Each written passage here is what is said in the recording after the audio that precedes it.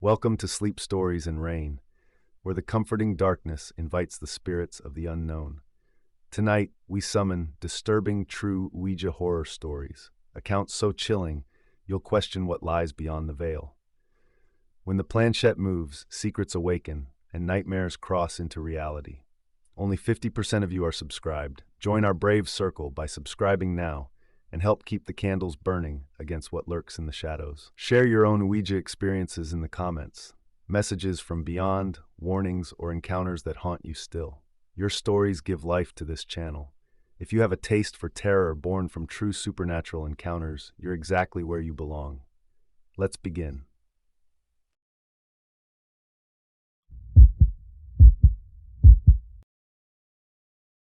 I found the Ouija board in my grandmother's attic 3 days after her funeral, and I wish to God I had left it there. The wooden board was older than anything else in that musty room, its letters worn smooth by countless fingers, the planchette sitting in the center like it was waiting for me. My grandmother had always been secretive about her past, but finding that board made me wonder what kind of secrets she had been keeping from our family all these years. I brought it home to my apartment that night, telling myself I was just curious. My roommate Jake thought I was crazy when I set it up on our coffee table, but he agreed to try it with me anyway. We dimmed the lights and placed our fingers on the planchette, asking if anyone was there. For several minutes, nothing happened. Then, slowly, the planchette began to move. The board spelled out Margaret here. That was my grandmother's name. Jake's eyes went wide, but I felt a strange comfort knowing she might still be with us somehow. I asked if she was okay, and the planchette moved again, not alone. When I asked what she meant, the response chilled me to the bone. They followed me home. Jake wanted to stop right there, but I had to know more. I asked who had followed her home. The planchette moved frantically across the board. The ones from the woods. They want in. The temperature in the room dropped noticeably, and our breath began to fog. That's when we heard the first knock on the front door. 3 slow, deliberate knocks. We weren't expecting anyone, and it was nearly midnight. Jake and I looked at each other, neither of us wanting to answer. The knocking came again, louder this time. I asked the board what we should do, and the response came quickly. Do not open. They wear faces of the dead. The knocking stopped, but then we heard footsteps circling our apartment. Heavy, dragging footsteps that seemed to go around and around the building. I asked the board how to make them go away, and my grandmother's spirit spelled out, burn the board, break the connection. But before I could move, the planchette shot across the board again. Too late. They are inside. That's when we heard my grandmother's voice calling from the kitchen. Her actual voice, the same gentle tone I remembered from childhood. She was calling my name, asking me to come help her with something. But my grandmother was dead. I had seen her body in the casket myself. Jake grabbed my arm, his face pale with terror, and whispered that we needed to get out of there immediately. The voice called again, closer now, from the hallway leading to our living room. But when I looked toward the sound, what I saw wasn't my grandmother. It was her face, yes, but stretched and distorted, attached to something tall and wrong that barely fit in our narrow hallway. Its limbs were too long, its movements jerky and unnatural, like a puppet being controlled by an inexperienced hand. The thing wearing my grandmother's face smiled at me with too many teeth and spoke in her voice. Come here, sweetheart. I have something wonderful to show you. Behind it, I could see more shapes filling our hallway. Other faces I recognized from family photos, relatives who had died years ago, all twisted and wrong on bodies that shouldn't exist. Jake bolted for the back door, but I couldn't move. The Ouija board was still active, the planchette spinning wildly as different spirits fought to communicate. Messages overlapped and contradicted each other. Run. Stay. Help us. Kill them. The board was a gateway, and every spirit that had ever used it was pouring through at once. Somehow I found the strength to grab the board and run after Jake. We burst through the back door and into the alley behind our building. I could hear them following us, their stolen voices calling our names in tones of false love and concern. I smashed the Ouija board against the brick wall of the neighboring building, breaking it into pieces. The sound stopped immediately. The alley fell silent, except for our ragged breathing. When we finally worked up the courage to go back inside an hour later, our apartment was empty. But every mirror in the place had been shattered from the inside, and written in the condensation on our bathroom mirror were the words, "We remember you." That was 6 months ago. Jake moved out the next week, and I don't blame him. I've tried to forget what happened, but sometimes, late at night, I still hear my grandmother's voice calling from empty rooms. And sometimes, when I look in mirrors, I see faces that aren't mine looking back. I know now that some doors once opened can never really be closed again.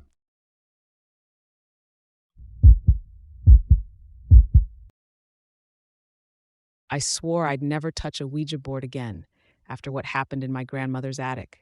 But here I am, 20 years later, still waking up in cold sweats from dreams that feel too real to be dreams. The truth is, some doors should never be opened, and some conversations should never be started. What I experienced that summer when I was 17 changed everything I believed about life, death, and the thin places where they meet. It started innocently enough. My cousin Jake and I were cleaning out my grandmother's house after her funeral.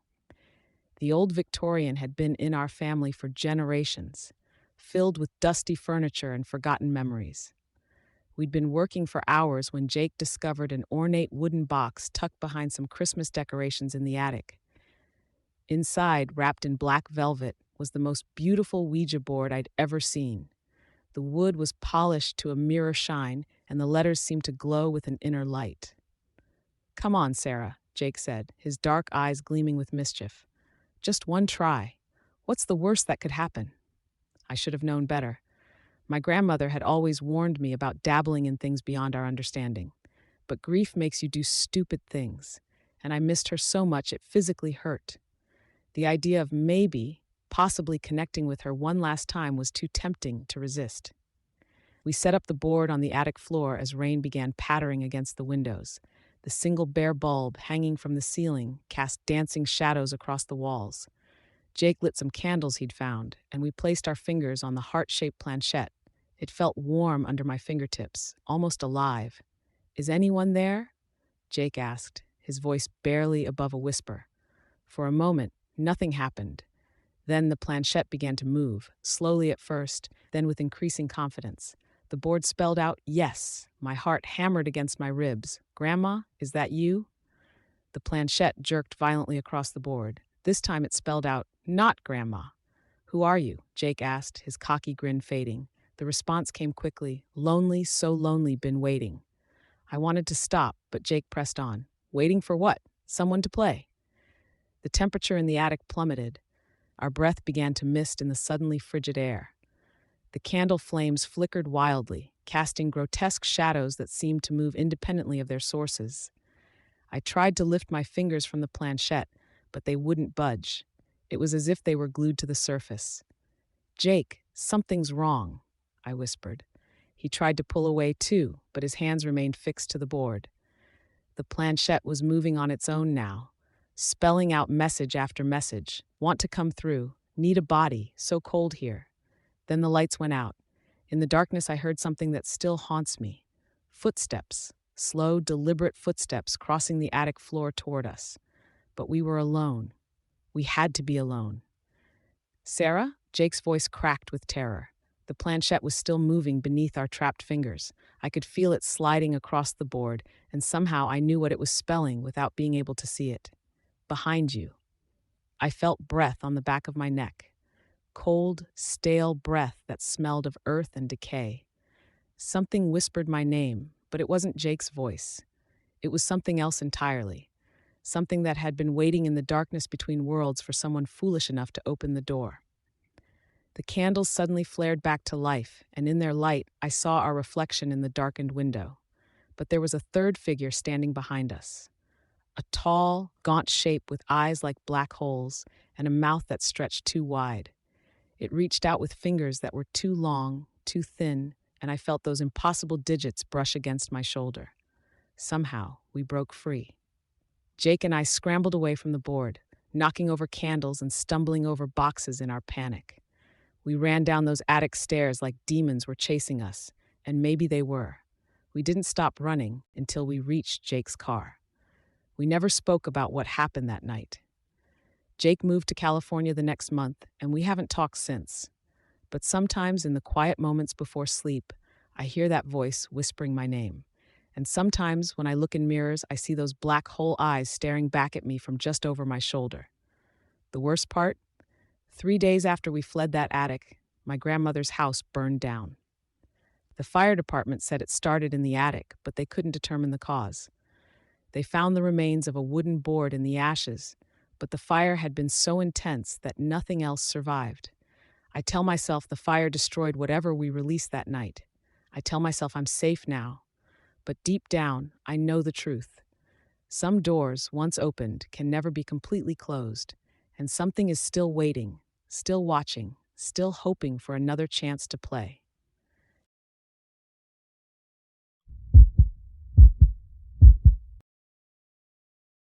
I swore I'd never touch another Ouija board after what happened in my childhood home. But here I am, 23 years old, and still waking up in cold sweats from nightmares that feel more like memories than dreams. The thing about the paranormal is that once it finds you, it never really lets go. It just waits for the right moment to remind you that some doors should never be opened. It started when I was 15, living in my grandmother's old Victorian house after she passed away. My parents thought it would be good for me to stay there while they sorted through her belongings. But I think they just didn't want to deal with the creaky floors and strange shadows that seemed to move on their own. I'd always been drawn to the supernatural, so when I found the antique Ouija board, hidden in the attic beneath a stack of my grandmother's journals, I convinced myself it was just an innocent curiosity. The board was beautiful in a haunting way, carved from dark mahogany with intricate silver letters that seemed to shimmer even in dim light. The planchette was made of the same dark wood, smooth from decades of use. I should have noticed the scratches around the edges. Deep gouges that looked like fingernails had clawed desperately at the wood. I should have read my grandmother's journals first. Should have seen her warnings scrawled in increasingly frantic handwriting about the shadow man who whispers promises. Instead, I invited my best friend Devin over that Friday night, and we set up the board in my grandmother's old sitting room. The fireplace cast dancing shadows on the walls, and we lit candles because it felt more authentic. Devin was skeptical, making jokes about how we were probably just moving the planchette yourselves, but I could feel something different in the air, a heaviness that made my skin crawl and my breath come in short gasps. We started with simple questions, asking if anyone was there, if they wanted to communicate. For the first few minutes, nothing happened. Then the planchette began to move, slowly at first, spelling out yes with deliberate precision. Devin's eyes went wide, and I felt a chill run down my spine that had nothing to do with the drafty old house. The board spelled out lonely when we asked what it wanted, then friend and help. It claimed to be a young girl named Sarah who had died in the house decades ago. She seemed harmless enough, telling us about her favorite hiding spots and asking about our lives. We spent hours talking to her, and I began to feel a strange sense of companionship with this lonely spirit who just wanted someone to remember her. But over the following weeks, after Devin stopped coming around because the whole thing made him uncomfortable, the messages began to change. Sarah became possessive, angry when I tried to end our sessions. The board spelled out, "Don't leave me," and "Stay forever," with increasing urgency. The planchette would fly across the board so fast that my fingers struggled to keep up, and sometimes it would spell out things I couldn't understand, words in languages I'd never heard, or coordinates that led to empty lots where terrible things had happened. The worst part was when Sarah started appearing outside of our Ouija sessions. I'd catch glimpses of a small figure in my peripheral vision, always in the corners of rooms where the shadows gathered thickest. She'd whisper my name when I was alone, and I'd find children's drawings scattered around the house, crude sketches of a girl with long dark hair standing next to a taller figure, whose face was always scribbled out in violent black strokes. One night, desperate to end the communication, I tried to burn the board in the fireplace. As the flames licked at the mahogany, I heard screaming not from the fire, but from somewhere deep inside the house, echoing through the walls like a sound trapped for decades. The board wouldn't burn. The flames turned cold and blue, and the screaming grew louder until I pulled the board from the fire, completely unharmed. That's when I finally read my grandmother's journals and discovered the truth. There was no Sarah. The entity communicating through the board was something far older and more malevolent, something that fed on loneliness and trust. It had been trapped in the board for generations, passed down through my family, collecting the souls of those foolish enough to believe its lies. My grandmother had been fighting it her entire life, keeping it hidden and contained, but I had undone decades of her protective work in a few weeks of naive curiosity. The last entry in her journal was a warning meant for me. It will follow you now, no matter where you go. It will wait in every shadow, every reflection, every moment when you're alone. The only way to survive is to never ever give it what it wants acknowledgement. Ignore it completely, and perhaps it will grow weak enough to fade. I've spent 8 years following her advice, pretending I don't see the dark figure that stands at the foot of my bed, pretending I don't hear the whispers that call my name in empty rooms. But lately, the whispers have been getting louder, and I'm starting to fear that my grandmother's solution was only temporary. Some nights, I wake up to find Ouija boards drawn in the condensation on my windows, and I know that Sarahor, whatever it really is still waiting for me to come back.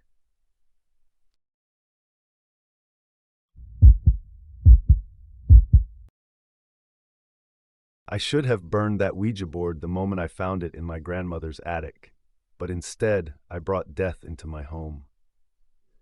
The antique wooden board felt warm to the touch, even in the dusty, cold space, and the planchette seemed to vibrate with an energy that made my fingers tingle. My grandmother had been dead for 3 months, and I was cleaning out her Victorian house before the estate sale. I'd never seen this board before, hidden as it was beneath yellowed newspapers from 1987, but something about it called to me with an almost magnetic pull. The letters were carved deep into dark walnut, and strange symbols I didn't recognize bordered the alphabet. Against every instinct screaming in my head, I wrapped it carefully and took it home to my apartment. That first night, I couldn't sleep. The board sat on my coffee table, and I swear I could feel it watching me from across the room. My curiosity finally won over my fear around midnight. I placed my fingers lightly on the planchette, not really expecting anything to happen. The moment I asked if anyone was there, the piece shot across the board so violently it almost flew off the edge. The board spelled out, "Hello, Michael," before I'd even told it my name. My hands were shaking as I asked who it was. The response came immediately. "Your grandmother Agnes." Relief flooded through me. Of course it would be her. This was her board, after all. I spent the next hour talking to what I believed was my grandmother's spirit. She told me she missed me, that she was proud of me, that she had messages for the family. It felt wonderful to connect with her again, and I went to bed that night feeling closer to her than I had since her funeral. But the second night, things changed. When I asked to speak with my grandmother, a different presence seemed to take control. The planchette moved with jerky, aggressive motions, and the board spelled out, "Agnes is gone." When I demanded to know who was speaking, it responded with, "We are Legion." I tried to end the session, but my hands wouldn't move away from the planchette. It was as if they were glued to the wooden piece. The temperature in my apartment dropped so quickly I could see my breath. The board continued spelling out messages. "We have been waiting," and "You opened the door." I finally managed to break contact and ran to my bedroom, slamming the door behind me. The scratching started that night. It began softly, like mice in the walls, but grew louder and more insistent. It sounded like fingernails dragging across wood, and it was coming from the living room where I'd left the board. I buried my head under pillows, but the sound seemed to seep through everything. By morning, I'd made up my mind to get rid of the board, but when I went to the living room, I froze. Deep scratches covered my coffee table around where the board had been sitting. The wood looked like it had been clawed by something with razor-sharp talons. The board itself appeared unchanged, but the planchette was now sitting on the letter H in the word hello. I hadn't left it there. Against my better judgment, I decided to try one more session. I needed to understand what I was dealing with. This time, I demanded to speak only to my grandmother, but the presence that responded was darker, more malevolent. The board spelled out, "She suffered when she died, and we showed her what comes next." My grandmother had died peacefully in her sleep, according to the doctors. The lies this thing was telling made my blood boil. When I accused it of lying, the board spelled out, "Look in her bedroom closet behind the false wall." I'd been through every inch of that house. There was no false wall, but something compelled me to drive back to my grandmother's house that very night. Using the key I still carried, I let myself into the dark, empty house. In her bedroom closet, I pressed against the back wall and heard a hollow sound. After 20 minutes of searching, I found a hidden panel. Behind it was a small space containing dozens of newspaper clippings about missing persons cases dating back 40 years. My grandmother's handwriting filled the margins with notes about feeding times and spiritual energy. At the bottom of the pile was a leather journal detailing rituals and experiments with death communication. The final entry, dated just days before her death, read, "They're getting stronger. I can't control them anymore. They want to cross over. God forgive me for what I've done." I understood then that my grandmother hadn't been the sweet old lady I'd known. She'd been using that board to contact something evil, feeding it somehow with the energy of the missing people. And now, by using the board, I'd given it a new anchor to our world. When I returned to my apartment, every light was on, though I distinctly remembered leaving them off. The board was no longer on the coffee table. I found it in my bedroom, placed carefully on my pillow. The planchette rested on goodbye, but I knew this wasn't an ending. It was a promise. The scratching in the walls grew louder each night, and sometimes I could swear I heard whispers speaking in voices I didn't recognize. I tried to burn the board, but it wouldn't catch fire. I tried to break it, but it was somehow indestructible. 3 weeks later, I finally understood what it wanted when I woke up to find my hands moving the planchette without my conscious control. It was using me to communicate with others now, just as it had used my grandmother. I was becoming its new vessel, and like her, I was starting to lose the ability to resist its influence. The missing persons report started appearing in our local news shortly after.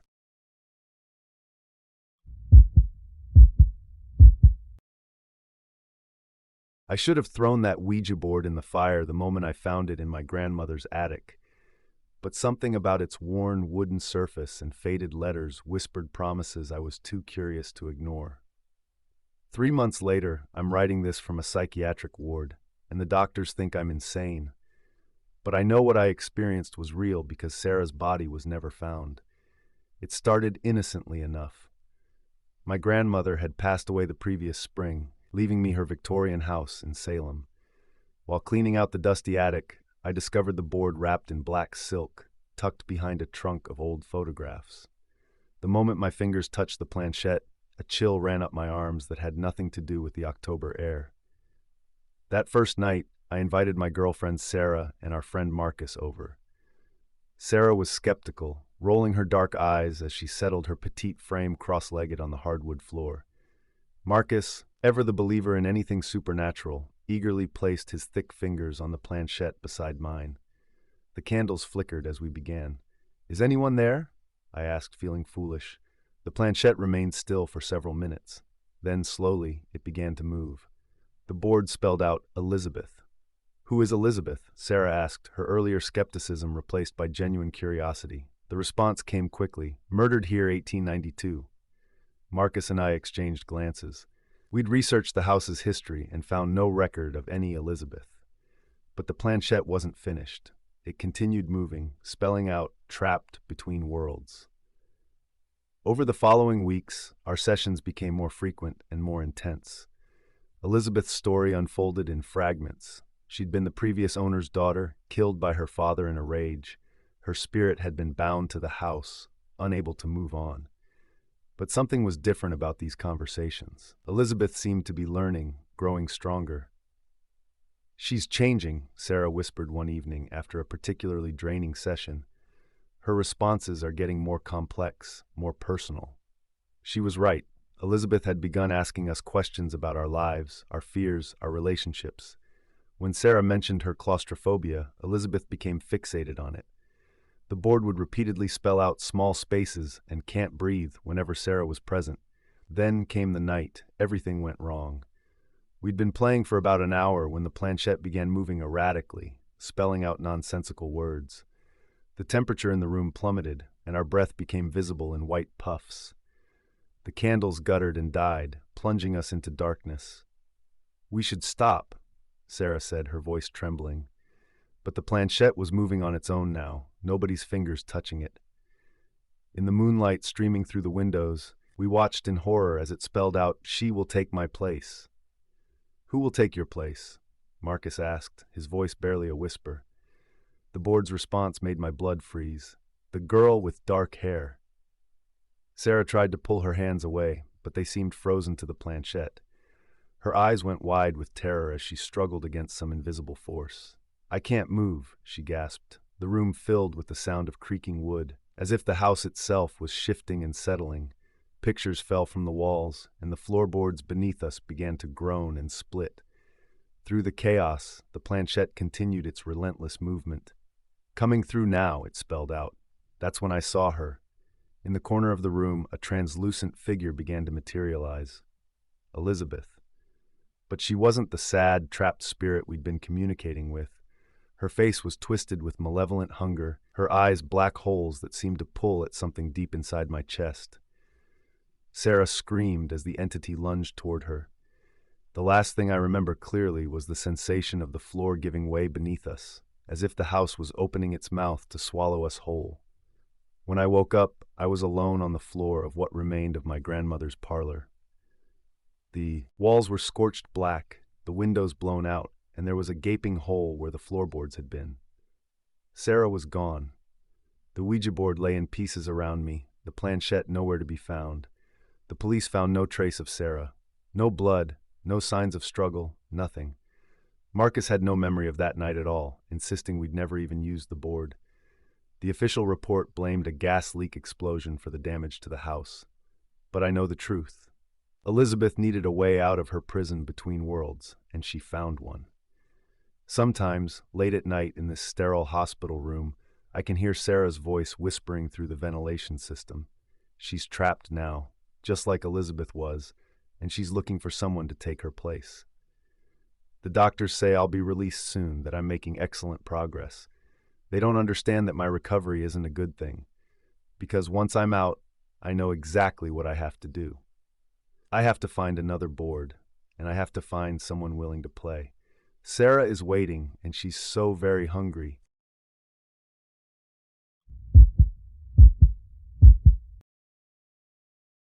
I never believed in the Ouija board until it told me the exact date I was going to die.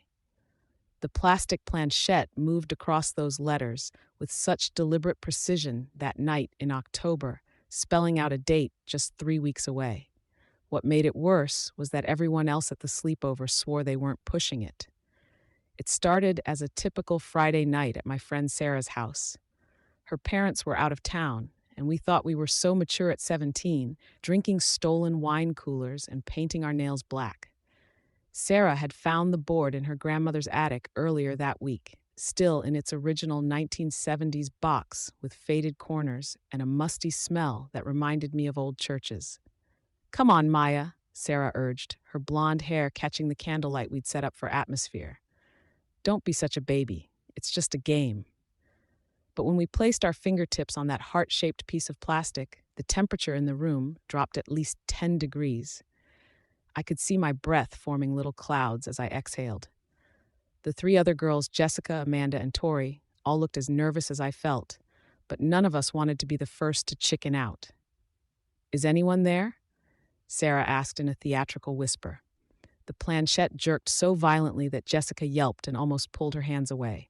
It slid across the board to yes with a scraping sound that made my teeth ache. "What's your name?" Amanda asked, her voice barely audible. The board spelled out Marcus Young in quick, angry movements that left our fingers struggling to keep up. "How did you die?" Tori whispered. The response came faster this time. "Fire. November 15th, 1962. We all exchanged glances. November 15th was exactly 60 years ago to the day. Sarah's house was old, built in the 1950s, but we'd never heard any stories about fires or deaths. Are you angry? I found myself asking, though I immediately regretted it. The planchette moved to no, then spelled out something that made my blood turn to ice water. Trying to warn you, Maya. Nobody had mentioned my name to the board. We'd been careful not to use real names, thinking it was safer somehow. The other girls stared at me with wide eyes that reflected the flickering candles. Warn me about what? I asked, my voice cracking. The board spelled out your death date, and then, without pause, gave me the numbers that would haunt my dreams for weeks. November 8th this year. That was 22 days away. I yanked my hands off the planchette like it had caught fire, but it kept moving under the other girl's fingers. The scraping sound grew louder, more insistent. House fire. 3:33 a.m. Bedroom window won't open. Smoke inhalation. Sarah finally had enough and flipped the board over, sending the planchette skittering across her hardwood floor. We spent the rest of the night, with all the lights on, trying to convince ourselves it was just a stupid game, that someone had been pushing it, that there was no way a piece of cardboard could predict the future. But over the next 3 weeks, small things started happening that made me question everything. I'd wake up at exactly 3:33 a.m. every night, drenched in sweat and smelling smoke that wasn't there. My bedroom window, which had always opened easily, suddenly became stuck no matter how hard I pushed or pulled. The latch seemed rusted shut overnight. I tried telling my parents about the window, claiming it was a fire safety issue, but my dad just laughed and said he'd look at it later. Later never came. On November 7th, the night before the predicted date, I couldn't sleep at all. I sat by my window with a hammer I'd stolen from the garage, determined to break the glass if necessary. The rational part of my mind kept insisting this was all coincidence and paranoia, but my hands wouldn't stop shaking. At 3:32 a.m., I smelled the first wisps of smoke. The fire had started in the basement, in some old wiring my dad had been meaning to replace. By the time the smoke reached my second-floor bedroom, the staircase was already engulfed. I grabbed the hammer and swung it at my window with all my strength. The glass shattered on the first hit. I cut my arms climbing through the broken window and fell hard onto the roof of our front porch, but I was alive. The fire department arrived 10 minutes later and saved most of the house.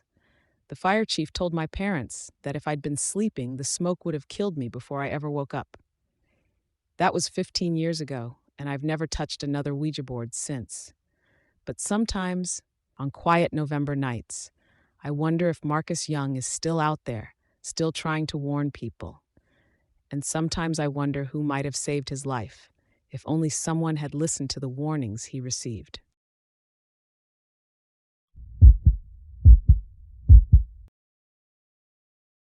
The silence in my apartment screamed louder than any noise ever could.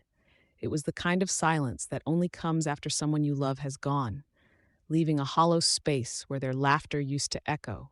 My twin, Sage, was gone. One moment, we were planning our future. The next, a car crash had stolen her away, leaving me to pick up the pieces of a life that felt suddenly incomplete. Every breath I took felt wrong, a betrayal of the fact that I was still here and she wasn't. I couldn't sleep. The dreams, when they came, were filled with flashing lights and shattering glass. During the day, I just drifted, going through the motions. People tried to talk to me, offer comfort, but their words were just buzzing noises. All I wanted was one more word from Sage, one last goodbye. That's when I found it, tucked away in an old box from our grandmother's attic, an antique Ouija board. It was made of dark, polished wood, with letters and numbers carved into its surface, and a small, heart-shaped planchette. A part of me, the logical part, screamed that it was foolish, a child's game. But the desperate, grieving part of me just wanted a connection, an answer. That night, the air felt heavy, even though my windows were closed. I drew the blinds, lit a single candle, and sat on the floor, the Ouija board between my trembling hands. I whispered Sage's name into the quiet room. Please, I begged, just one more time. I placed my fingers on the planchette, my breath catching in my throat. Nothing. I closed my eyes, picturing her face, her bright smile. This was stupid, I thought, getting ready to give up. Then a shiver ran down my spine, and the planchette moved. Slowly, deliberately, it glided across the board. My heart hammered against my ribs. It wasn't my doing. It spelled out SAGE. My hands started shaking, but I couldn't pull away. The board spelled out, I am here.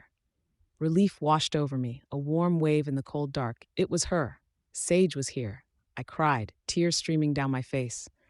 What happened? I whispered, my voice thick with emotion. The planchette moved again, this time with a jerky, unnatural speed.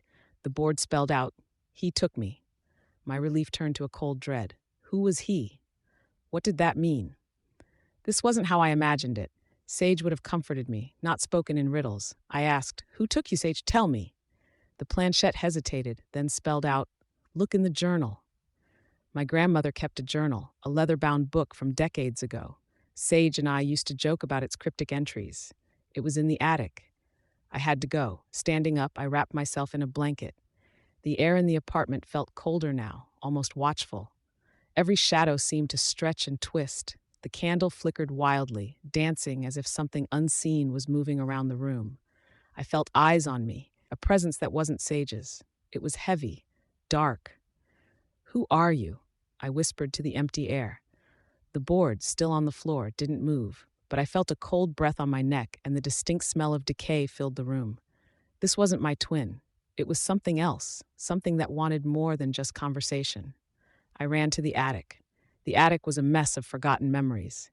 Dust motes danced in the lone beam of light from the small window. I fumbled through old trunks, my hands shaking. Finally, I found it, a small leather journal tucked under a pile of yellowed lace. As I pulled it out, a faded photograph fell from between the pages. It was a picture of my grandmother, much younger, standing with another woman who looked strikingly like Sage and me, and next to them, a tall, shadowy figure with eyes that seemed utterly black, even in the blurred photo. My blood ran cold. The journal fell open to a page dated years ago, written by my grandmother. Her messy handwriting detailed strange occurrences, eerie whispers, and a recurring nightmare of someone trying to take her.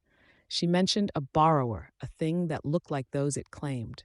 My grandmother's journal confirmed my fears. Sage wasn't just gone. She had been taken, and whatever took her was now here, mimicking her. I looked at the photograph again, the shadowy figure's face blurred, but its presence chillingly clear. I remembered Sage telling me about a shared dream weeks before the crash, a dream where a dark shape stood at the foot of her bed. She said it felt so real, almost like it was watching her. I knew then that it wasn't a dream. This thing had been watching us both, waiting for its chance. The silence in the attic was different now. It was a stillness, a waiting. I heard a soft whisper, almost like my own voice calling my name from downstairs.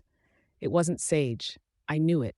It was the mimic, wearing her voice like a stolen coat. I clutched the journal, knowing I had to fight, not just for my sanity, but for the truth of what happened to my sister. This wasn't a game, it was a hunt. Now I hide, moving from room to room, the journal my only weapon. The whispers follow me. Sometimes Sage's voice, sometimes a distorted, guttural sound that makes my skin crawl. It bangs on doors, rattles windows, trying to break through whatever thin barrier exists between us. It wants to finish what it started, to take me, just like it took Sage. But I won't let it. I will find a way to stop it, to send it back to whatever dark place it crawled from. This is for Sage. This is for me. My twin deserved peace. And if I have to unleash all hell to get it, so be it.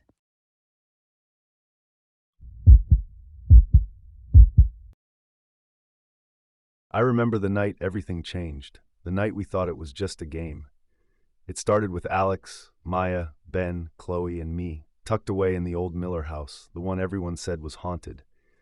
It was a dare, really, fueled by too much soda and a bag of stale chips. The attic was dusty, cobwebs everywhere, but Alex insisted this was the perfect place for our Ouija board session. Had found the board in a yard sale, old and cracked, the alphabet faded in spots. I still shiver thinking about it.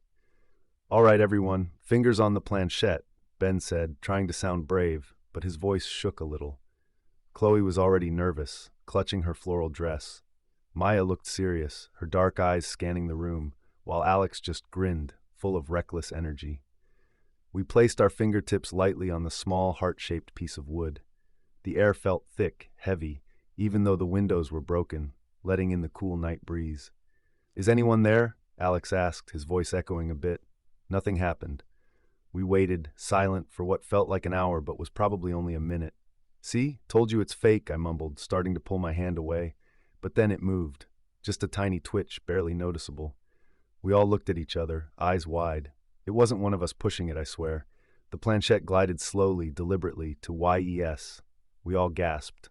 Chloe actually whimpered. "Who are you?" Maya asked, her voice surprisingly steady. The planchette moved again, faster this time. MALAK. We scribbled it down on a piece of paper. Malak. It sounded ancient, dark. We asked if it was good or bad. It went straight to BAD. A cold shiver ran down my spine. Ben, trying to break the tension, joked, "Are you a friendly bad or a scary bad?"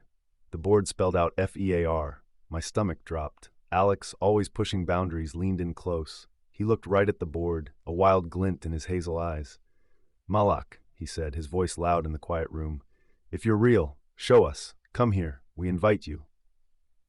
I felt a jolt, like a static shock, shoot through my hand.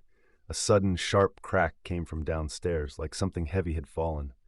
The single dusty bulb in the attic swung wildly, casting long, dancing shadows. A cold gust of wind, smelling faintly of mildew and decay, swept through the room, even though the windows were still. We all yanked our hands off the planchette, fear finally hitting us like a physical blow. Chloe screamed. Ben scrambled backward, tripping over an old trunk. Maya stared at the board, her face pale. The planchette, unguided, slid slowly, agonizingly, to the word OUT. My heart pounded against my ribs, but before we could even process it, a low guttural moan echoed from below. It wasn't human. It wasn't animal. It was something else entirely. We fell down the creaky stairs, tripping over each other in a frantic rush. The air downstairs was colder, heavy with a presence that felt like static electricity. A shadowy form flickered in my peripheral vision, just at the edge of the hallway. I didn't get a good look, but it was tall, distorted, like a person seen through ripple glass. We burst out of the broken front door, running through the overgrown yard without looking back. My lungs burned, my legs ached, but the fear drove me forward. We didn't stop until we reached the road, gasping for breath, looking back at the dark, silent house. That night was just the start. The feeling of being watched never left. Strange things began to happen. Whispers in empty rooms, objects moving on their own, a constant chill in the air around us, especially around Alex. Had invited it in by name. Now it was here, walking among us. Sometimes late at night I still hear that moan, and I know with chilling certainty that the door Alex opened that night, the one to Malak, is still wide, wide open.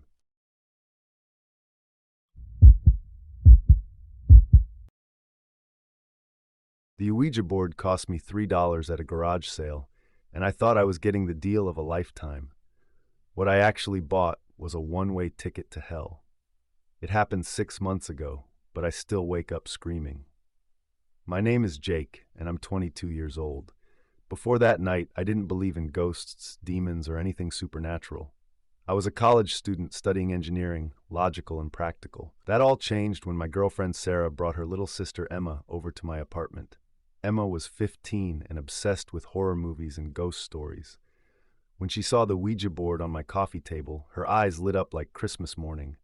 "Oh my God, Jake, we have to try this," she squealed.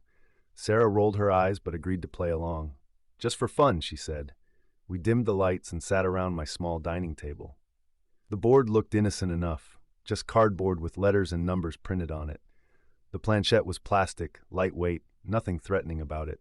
I placed my fingers on it along with the girls, feeling slightly ridiculous. "Is anyone there?" Emma asked in a whisper. Nothing happened for several minutes.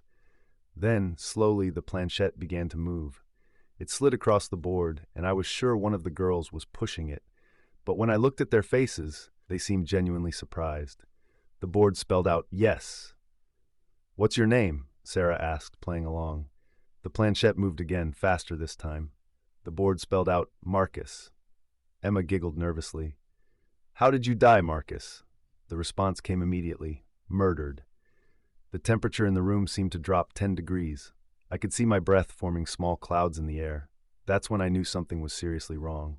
My apartment didn't have air conditioning issues. I'd never experienced anything like this. Who murdered you? I found myself asking, despite my rational mind screaming at me to stop. The planchette jerked violently across the board. The board spelled out, "My brother with an axe." Sarah tried to lift her hands, but they seemed stuck to the planchette. "I can't move my fingers," she whispered, panic creeping into her voice. Emma's eyes were wide with terror. "Neither can I." I tried to pull my hands away, but it felt like they were glued to the plastic. The planchette continued moving on its own, spelling out message after message. "He buried me in the basement. I want revenge. I need a body." That's when the lights went out completely. In the darkness, we could hear footsteps above us, heavy, deliberate steps pacing back and forth. But I lived on the third floor. There was no apartment above mine, just the roof. The planchette was moving so fast now that it was dragging our hands with it. The board spelled out, "Look behind you." None of us wanted to turn around, but we couldn't help ourselves. In the window behind us, illuminated by the streetlight outside, stood the silhouette of a man. He was tall and broad-shouldered, and he was holding what looked like an axe. Emma screamed, and suddenly we could move our hands again. We all jumped up from the table, but the figure in the window didn't disappear. Instead, it raised the axe and brought it down against the glass. The window exploded inward, sending shards everywhere, but there was no one there. No person, no axe, nothing, just broken glass and the cold night air rushing in. We ran out of the apartment and didn't come back until the next morning. When we did, we found something that made my blood run cold. Carved into my dining room table, right where the Ouija board had been, were deep gouges that spelled out a message: "I'm free now." But that wasn't the worst part. The worst part came 3 days later when I saw the news. A man named David Chen had been arrested for the murder of his brother Marcus Chen. The police had found Marcus's body buried in David's basement after receiving an anonymous tip. Marcus had been killed with an axe. The murder had happened 20 years ago, and the case had been cold ever since. The anonymous tip had come from my phone number, but I never made that call. The police said the voice on the recording was a man's voice, deep and raspy, saying only, "Check David Chen's basement for Marcus." I threw the Ouija board away that same day, but I don't think it mattered. Sometimes, late at night, I still hear those heavy footsteps above my apartment. And sometimes, when I look in the mirror, I see Marcus standing behind me, nodding his approval. I helped him get his revenge, and now I think he's decided to stick around. The worst part is I'm starting to like having him here.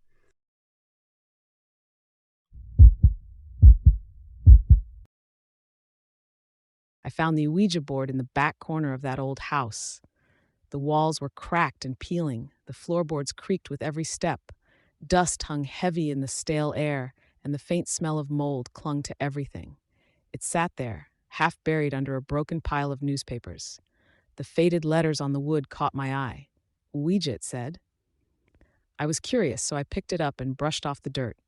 It felt colder than it should, like it had been waiting. That night, I called my two closest friends, Maya, who believed in all sorts of strange things, and Ryan, the skeptic who never missed a chance to make fun of those beliefs. We gathered in my apartment, everything lit by soft lamps and the flicker of incense smoke. The air was thick with nervous excitement.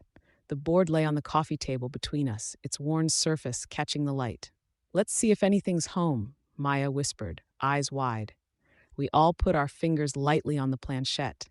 The room seemed to hold its breath. At first, nothing moved. Then, the planchette shifted slowly, spelling out the word hello.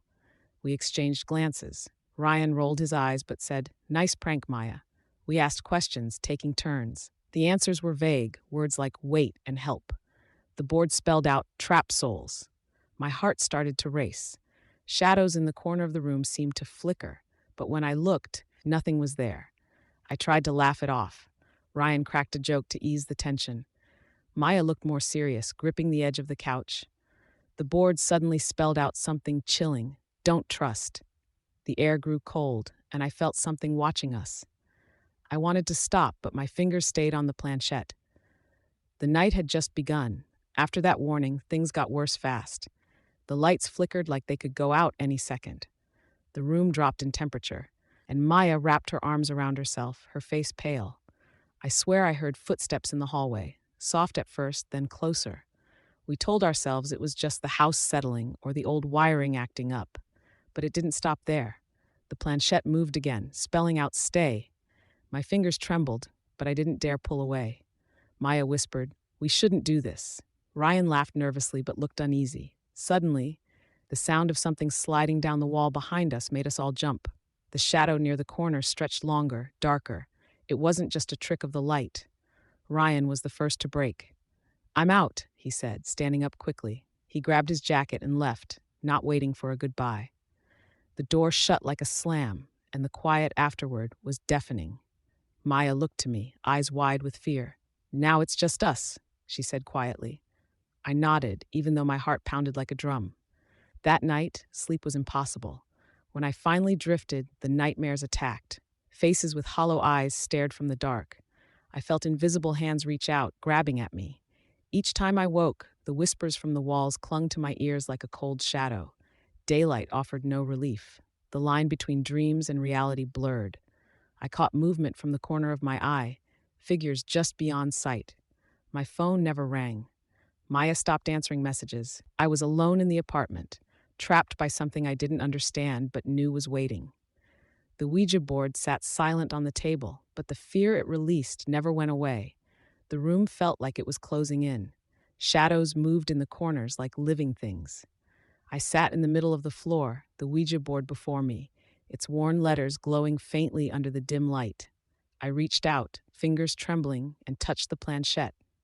It moved on its own, slow at first, then more urgent. The board spelled out, "Trapped here." I swallowed hard, voice shaking. "Who are you?" The planchette slid to spell, "Damned souls." Suddenly, the walls seemed to pulse, dark shapes swirling just out of reach. I could hear their voices, faint but angry. They told me their story, how they were caught by the board long ago, souls desperate for release. But the more they begged, the clearer it became they wanted to take me with them, to drag me into their endless prison. I tried to push the board away, but it stuck like it belonged to my skin. I was no longer in my apartment. The walls stretched and warped. Faces with empty eyes appeared in the shadows, reaching out. The whispers became screams. I screamed too, trying to break free, but it was useless. The board was a trap, and now I was caught. I don't know how long I've been here, caught in a loop of darkness and voices. Sometimes I hear people laughing far away, friends like Maya and Ryan, who left me behind. I try to warn anyone who might find this board, but all I can do is whisper in the dark. The last message the board spelled out for me was clear: never open. Now I live in the echoes of the damned, hoping someone hears me before they fall into the same trap. But the shadows are hungry, and the night never ends.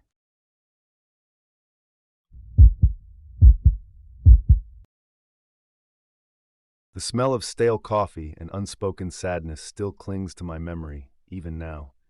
It's been years, but that scent, that room, it's all crystal clear. We were a group of broken people, sitting in a circle, trying to piece ourselves back together. Each of us had lost a part of ourselves, and we met to share that raw, ugly hurt. That's what we called our grief support group. Most nights, it was just talking, quiet tears, and sometimes a shared, sad laugh. Until the Ouija board showed up. Pat, who had lost his wife, was the one who brought it. He seemed desperate, his kind eyes clouded with a new kind of hope. My neighbor swore it helped her, Head mumbled, placing the old ornate board onto the small table in the center of our circle. Jordan, who carried the loss of her younger brother like a heavy cloak, looked at it with a mix of fear and desperate curiosity. I remember how my own hands felt cold, thinking of the friend I had lost, the reason I even joined. We all had our doubts, our fears, but the promise of even a whisper from beyond was a powerful pull. We set our fingertips on the planchette, all 7 of us, a circle of silent prayers and unspoken longing. At first, nothing, just the creak of the old wooden chair, the shared breath in the quiet room. Then a shudder. The planchette moved, slowly at first, then with a strange, undeniable force. Our eyes widened as it spelled out Danger. A chill ran through us, but the shared feeling of connection, of something actually happening, drowned out the warning. We asked more questions, our grief fueling a reckless desire for answers. The board spelled out, "I am here for you." It was unsettling, but there was a strange comfort in the words, a promise of understanding. Jordan asked about her brother, and the board moved to spell his name, then a message, "He is with me." Pat's face lit up, a fleeting, heartbreaking hope in his eyes. Over the next few weeks, the board became our new, grim therapy. We met more often, drawn by an invisible string. The entity which called itself sympathy seemed to know everything. My friend's last words, Jordan's brother's favorite song, Pat's wife's secret nickname for him. It was unsettlingly accurate, validating our fractured memories, weaving itself deeper into our raw wounds. We ignored the growing sense of unease, the subtle shifts in the room, the air growing colder, shadows seeming to deepen in the corners, whispers that weren't from any of us. We were so caught up in the relief, the feeling of not being alone in our pain, that we didn't see the trap closing around us. One evening, the messages changed. They became demanding, almost possessive. The board spelled out, "Give up your pain."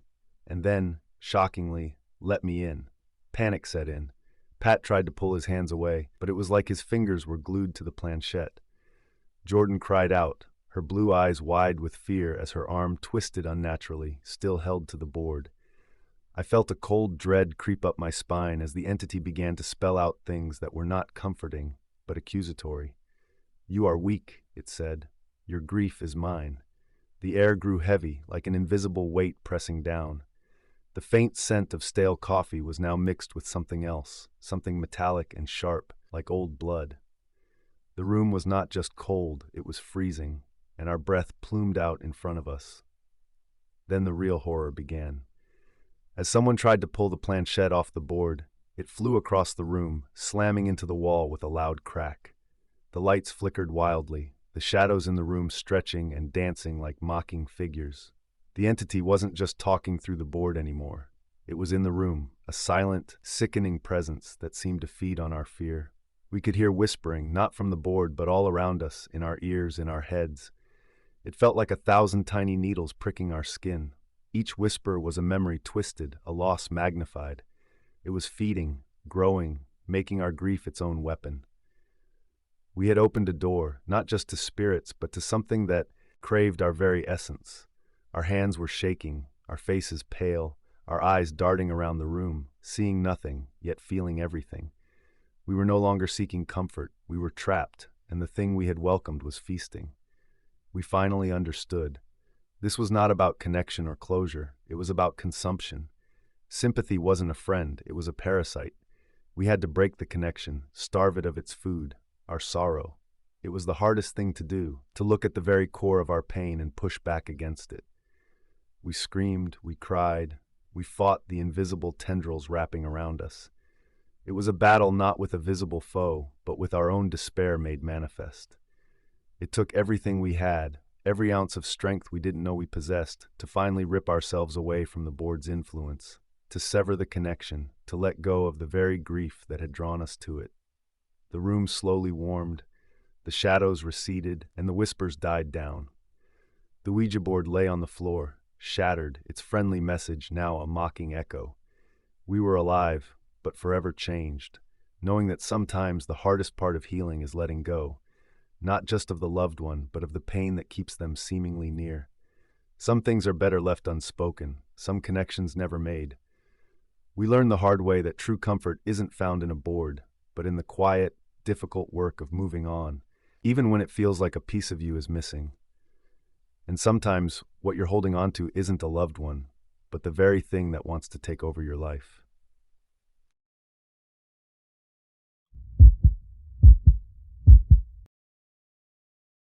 The smell of old dust and something metallic like stale blood still clings to my memory of that attic. It was the summer we found the board, tucked away in a dusty corner beneath a pile of forgotten blankets. It wasn't just any Ouija board.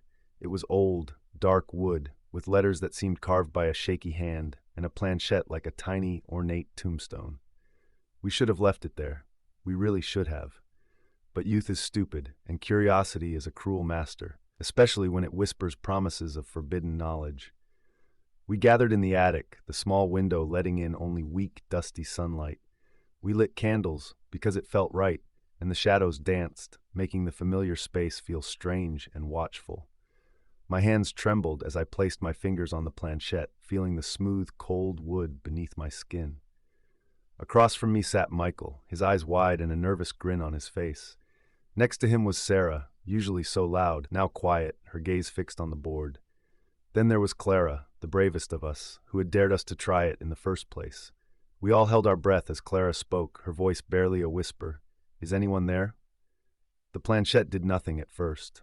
We waited, the silence pressing in around us, broken only by the frantic beat of my own heart. Then slowly, almost imperceptibly, the planchette began to move. It glided across the polished wood, not fast, but with a steady, eerie purpose, straight for the word yes. A shiver went down my spine, cold and sharp. Michael let out a little gasp. Sarah's grip tightened on my hand. Clara, though, just leaned closer, her green eyes shining in the dim light. After a moment, Clara asked, "Who are you?" The planchette moved again, slower this time, as if struggling against an invisible force. It edged towards the letters, one by one. The board spelled out Lily.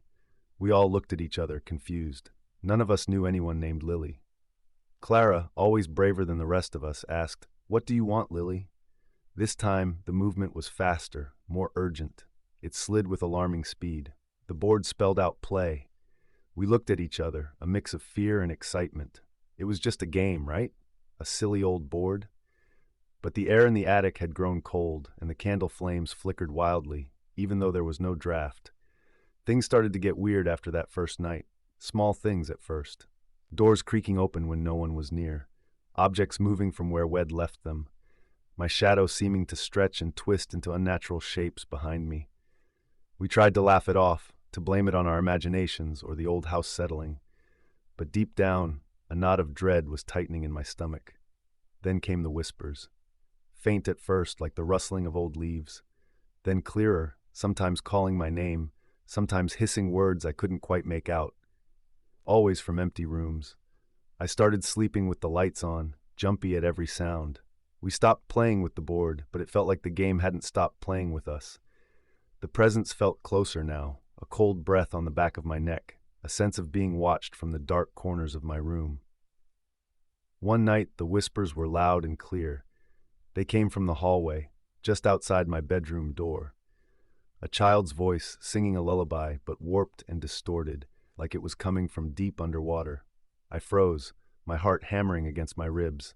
I knew Clara, Michael, and Sarah were all at their own houses. I was alone. Then I saw it.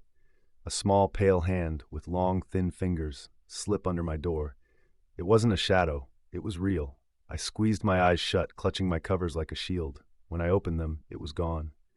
The next morning, I found a small, old-fashioned doll lying on my pillow, one of its glassy eyes missing, and a faint, sweet smell like decay and lilies. I knew then that Lily was not just a playful spirit. It was something else entirely. We tried to get rid of the board. We took it down to the basement, wrapped it in a cross made of old rosaries, and buried it under a pile of heavy stones. We thought it would stop. It didn't. The whispers got louder. The sightings became more frequent. Pale figures in the corner of my eye, shadows that moved when there was no light. Then Michael got sick, a strange wasting illness that doctors couldn't explain. He grew weaker, his skin pale, dark circles under his eyes. Sarah started having terrible nightmares, waking up screaming about shadowy hands touching her. Clara was haunted by the lullaby that I had heard. I still feel the coldness of that attic, the tremor in my hands when I touch the planchette. I see the pale fingers under the door, hear the distorted lullaby. Michael is gone, taken by that strange illness. Sarah spends her days in a quiet daze, haunted by things she won't speak of. Clara rarely leaves her house, the lullaby driving her mad. I'm the only one left, living in this cold, empty house, always looking over my shoulder.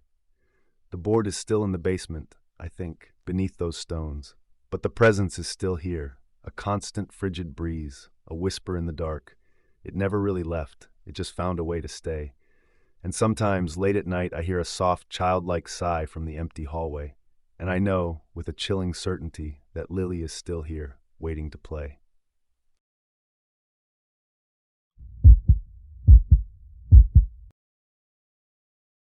The splinter is still there, a tiny, almost invisible shard of plastic lodged deep under my thumbnail, a constant, burning reminder of the night we messed with the board.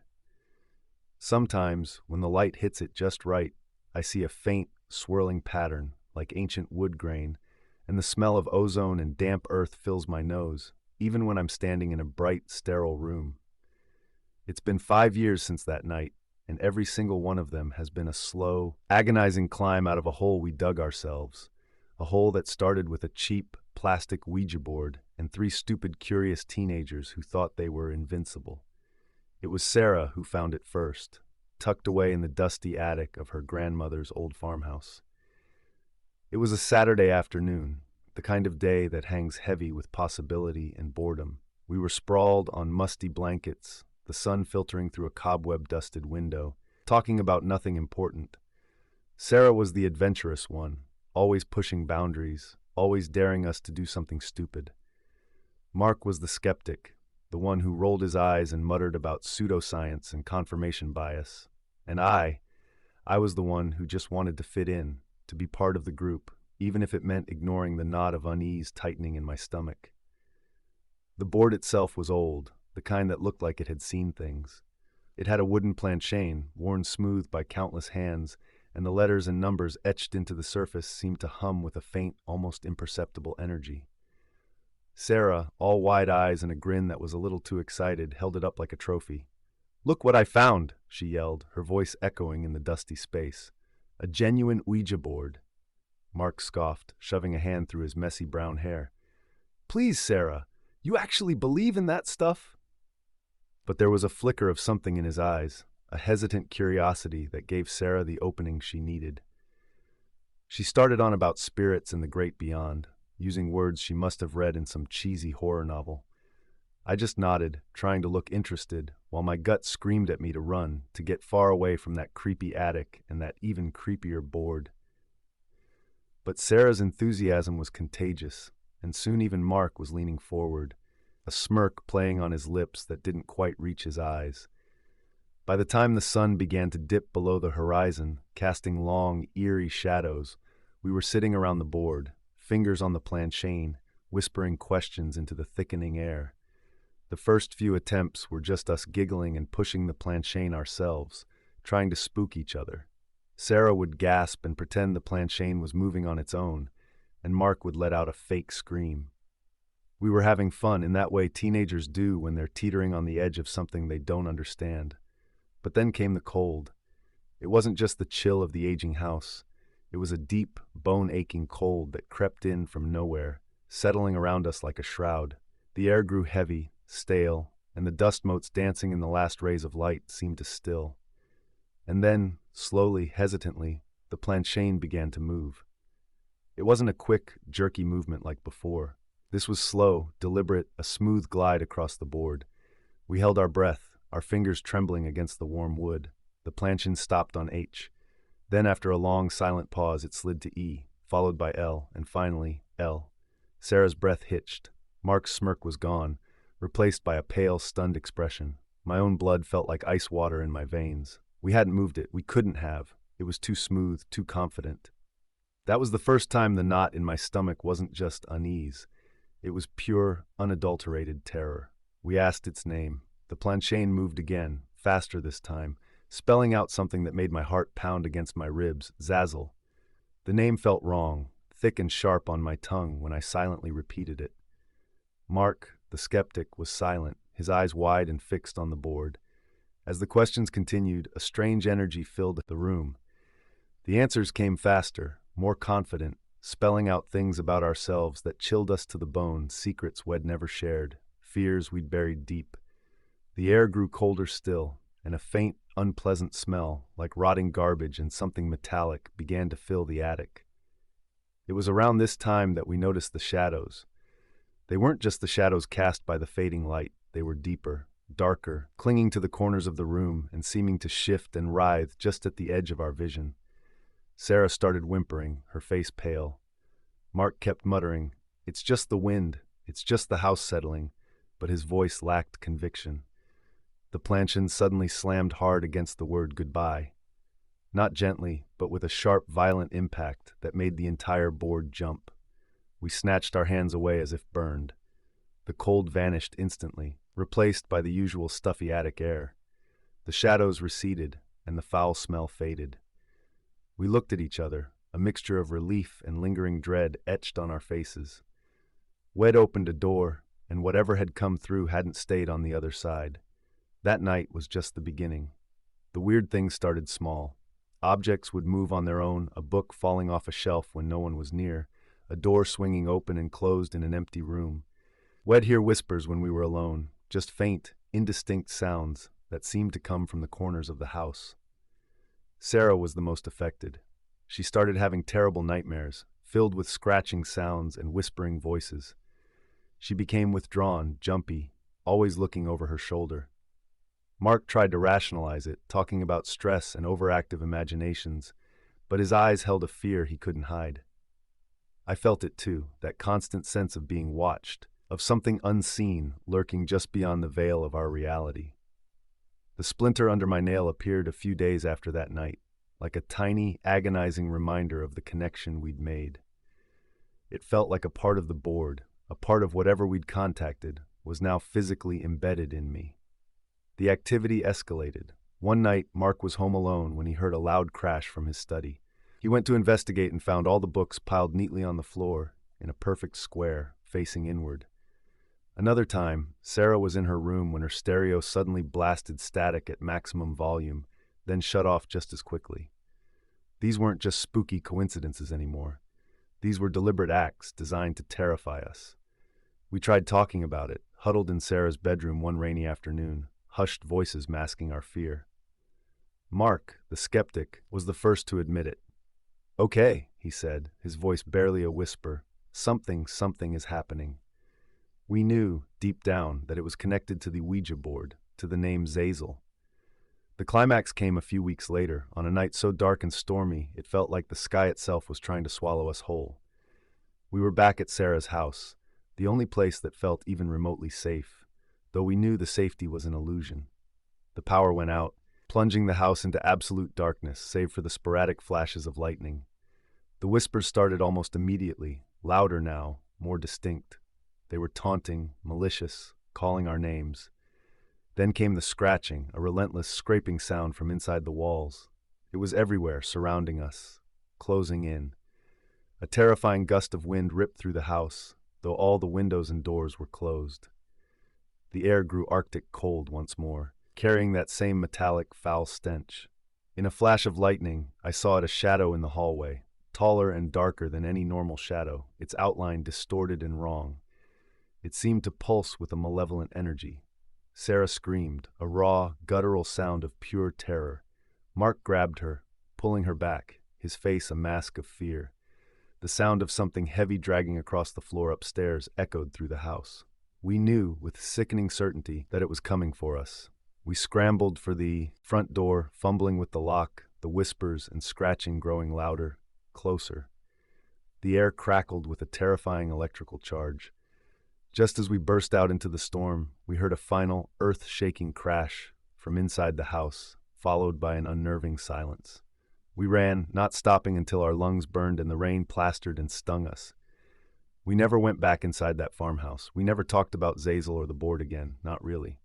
We tried, in the weeks that followed, to pretend it never happened, to convince ourselves it was just our imaginations, fueled by fear and a creepy old house.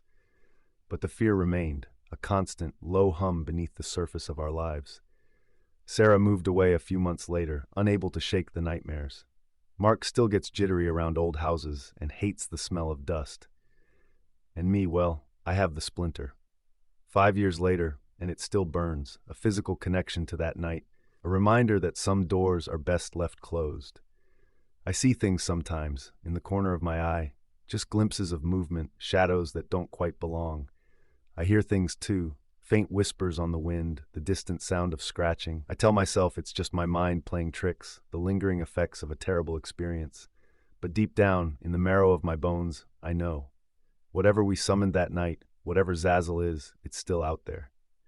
And sometimes, when the splinter flares up and the air grows cold, I think it remembers us too. It remembers the night we played with fire and got burned.